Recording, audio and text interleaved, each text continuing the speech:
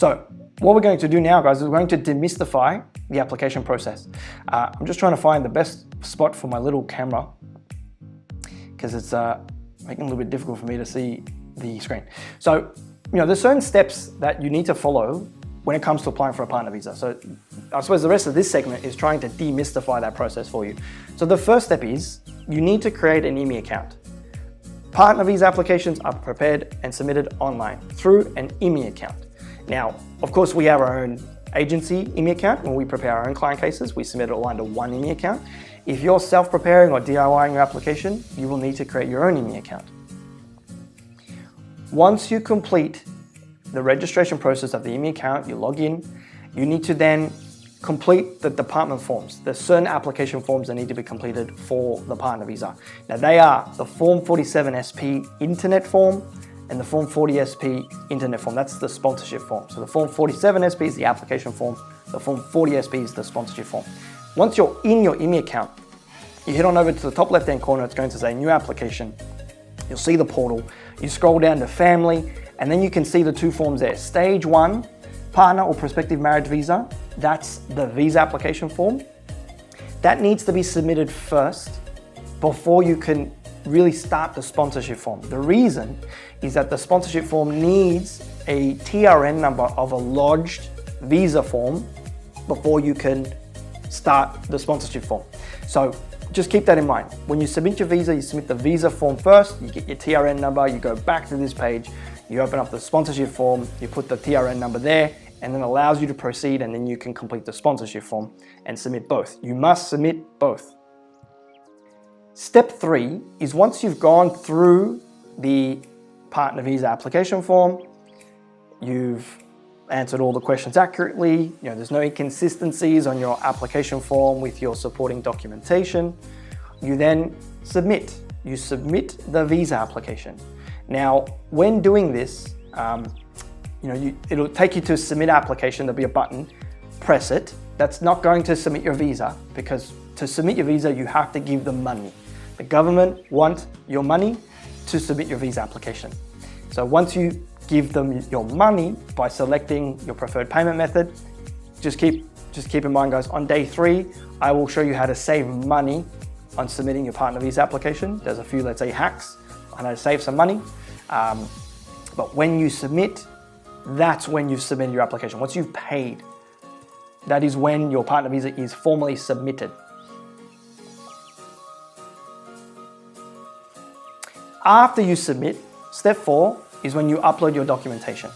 So the department has its upload portal, let's say, where you have to upload your supporting evidence. Now there's classifications in terms of where you can upload your document to. A really common question we get is, man, what classification should I upload this particular document under or this particular document number under? At the end of this week, I will present DIY packages and options that will explain our resources that help you in that process. We have a guide that shows you where to upload each particular type of document. But the point of this screen is just to explain to you that you attach post-lodgement. You can attach pre-lodgement, but it's not needed. You can submit, make sure everything's ready, and then just attach everything at once.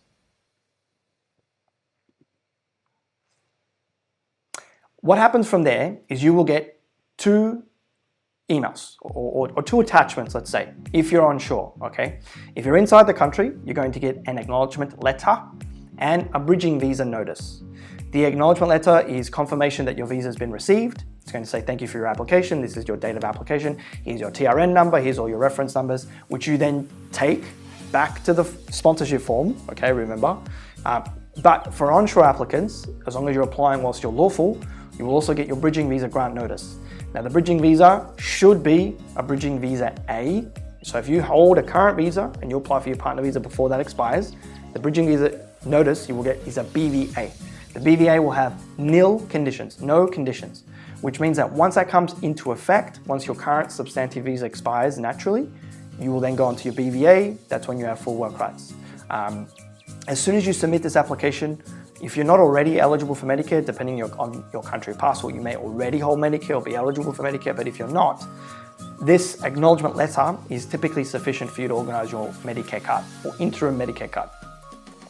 If you are offshore, if you're applying for the Offshore 309 or the prospective marriage visa, you will not get a bridging visa grant. You will just get the acknowledgement letter, and that acknowledgement letter will say, thank you for submitting your 309 or your prospective marriage visa.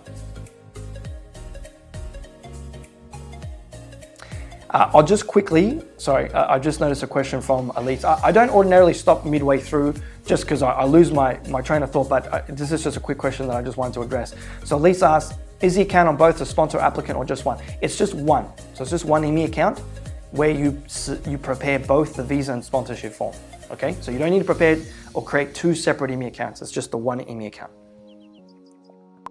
Oh, bear with me guys while I try to get my slides up. And this is why we try not to mess around with things as we go. This is one of the benefits of attending live as well. You get to see the behind the scenes of how we make this work. So yes, back to Lisa's question, there's no need to create multiple IMI accounts. It's just the one. My apologies guys, just bear with me. Okay. Step 6 is the sounds of silence. Once you've submitted your application, you've uploaded your documents, you then wait. Because there is no transparency in the waiting period with the Department of Home Affairs, with the Australian government. You don't know when your case will be assessed.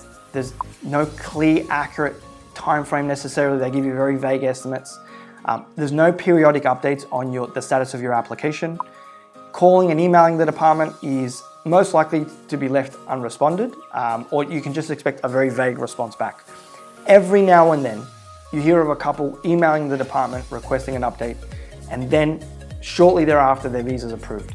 But I can absolutely tell you that's the minority of cases. So you may hear of others having had success. I'm not telling you that you can't. I'm just trying to give you a realistic expectation of what to expect after your visa is submitted and you're waiting during the sounds of silence for your application to be picked up and for an update to be provided to you, because there won't be. What you will get is a periodic email that's an automated email from the department systems that basically says, your application is still processing, we'll get back in touch with you when it's ready. Okay, in simple language, that's what you're going to get. But aside from that, there's really not much. No one can tell you exactly how much longer your case will take. Okay, there's just no way of knowing. There's so many variables that determine how quick an application is processed. You could have literally two identical applications that are submitted to the department. It could be two twins that are married to the same person. Obviously, that's not a logical explanation, but a logical example. But I'm trying to give you something that you can wrap your head around. Two twins married to the same person apply for the same partner visa. One could be granted in 12 months, the other one could be granted in 18 months, and there's no actual discernible difference in their facts, okay? It is, in some sense, a bit of a lucky draw sometimes. Now, every couple wants their application prioritized. There is no official method to request priority processing. The best way to prioritize your application is to make sure that it is assessed thoroughly and comprehensively, that you organize your relationship evidence in advance, as far in advance as you can. You get organized as far in advance as you can. You strengthen your relationship facts prior to application, and then you continue to update your relationship documentation post-lodgement, which are things we'll talk about throughout the rest of this training. That's how you unofficially prioritize your application. You make the case officer's job as easy as possible. And I suppose just to say there, approximate processing times for onshore and offshore and prospective marriage visa applications is around the dates that I've said there. The PMVs have since updated since we took that screenshot. I think from memory, they're saying between 16 to 21 months, give or take, for PMVs. But please, please guys, use these as absolute estimates and take everything you read with the department website in terms of processing times with a grain of salt.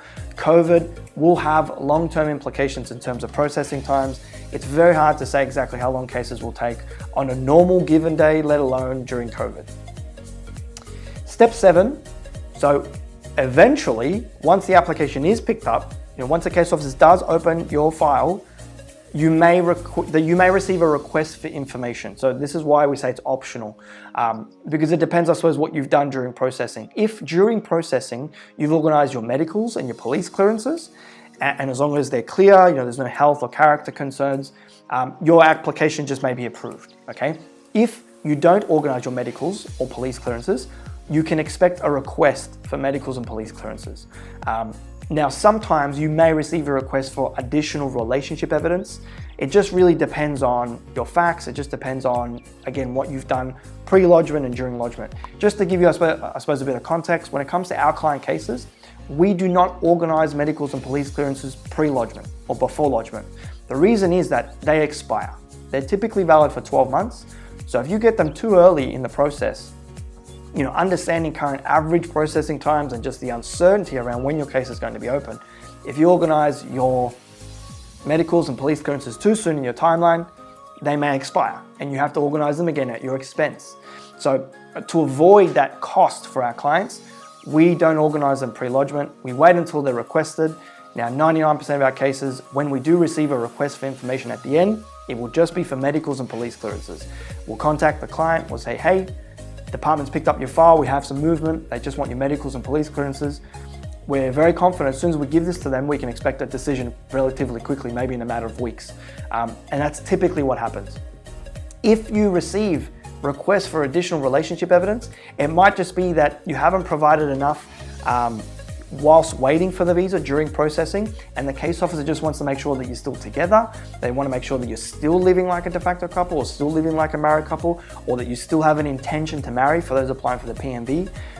So, typically those will be the types of items that are requested. You may get an obscure random item that it doesn't fit within those classifications, but 95% of requests will come through looking like that. And that's what a request for information looks like. Okay, that's what an RFI, is what we would call it in the industry, will look like.